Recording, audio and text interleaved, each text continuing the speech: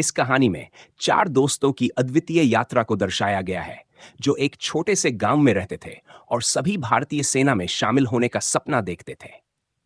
वे देशभक्ति की भावना से भरे हुए थे और अपनी तैयारी में कोई कसर नहीं छोड़ते थे।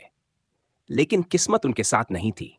जब आर्मी भर्ती का समय आया, तो किसी की हाइट कम निकली, कोई दौड़ में असफल हो गया और अंततः सभी दोस्त सेना में शामिल होने से वंचित रह गए।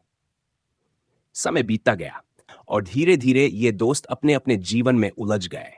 एक ने चाय की दुकान खोल ली, दूसरे ने आलू की दुकान पर काम करना शुरू किया, तीसरा पानी पूरी बेचने लगा और चौथा ऑटो चलाने लगा।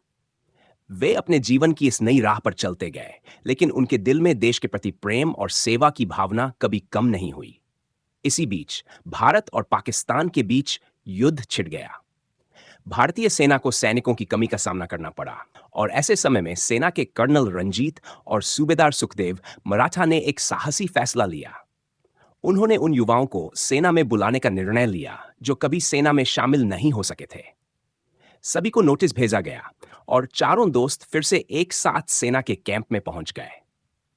कर्नल रंजीत ने उन्हें मात्र 20 दिनों की ट्रेनिंग दी, जिसमें उन्हें हथियारों के उपयोग की बुनियादी शिक्षा दी गई। उनका विश्वास था कि इन युवाओं का जुनून और हौसला इस युद्ध में काम आएगा। युद्ध शुरू हुआ और धर्मपाल और उसके दोस्तों ने अद्वितीय साहस का प्रदर्शन किया। धर्मपाल ने दुश्मन के कैंप में घुसकर कई दुश्मनों को मार गिराया, लेकिन इस दौरान वह गंभीर रूप से घायल हो गया। अंततः भारत ने युद्ध जीत लिया, लेकिन धर्मपाल ने अपने प्राणों की आहुति दे दी। उसकी वीरता को सम्मानित किया गया और उसे शहीद का दर्जा दिया गया।